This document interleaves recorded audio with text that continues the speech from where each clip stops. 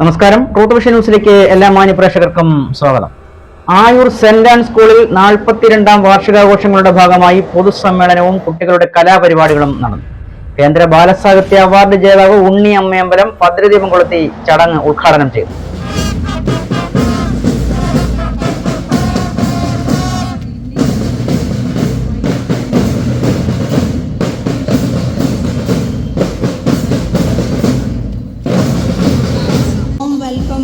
Ayur saint and സ്കൂളിന്റെ 42ാം വാർഷികം വിപുലമായി ആഘോഷിച്ചു.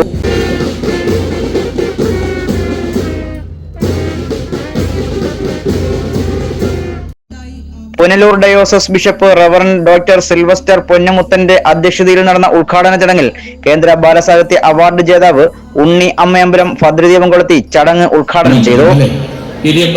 പക്ഷേ പേരൻസ് അപ്പനും അമ്മയാണെങ്കിലോ ബാബിനേക്കാൾ അത്ഭുതം ഇവര് പറയുന്ന ഭാഷ. പിതാവ് പറഞ്ഞില്ലേ, ഈ കുട്ടിയുടെ മനസ്സെന്ന് പറയുന്നത്.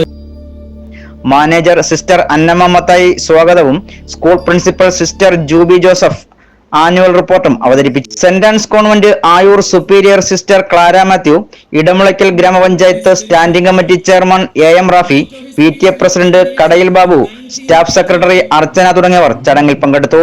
തുടർന്ന് നടന്ന വർണ്ണാഭമായ കലാവിരുന്നിൽ സ്കൂളിലെ 1300ഓളം കുട്ടികൾ വിവിധങ്ങളായ കലാപരിപാടികൾ അവതരിപ്പിച്ചു. Truth vision news, Ayur.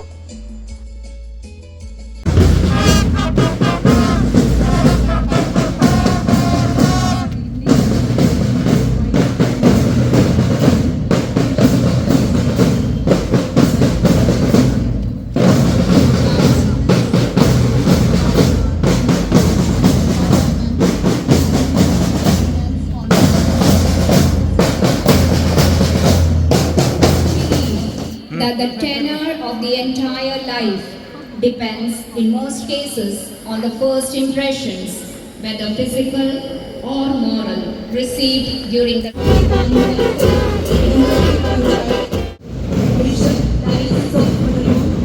accompanied by our animator, to all the dignitaries, to Kylix, to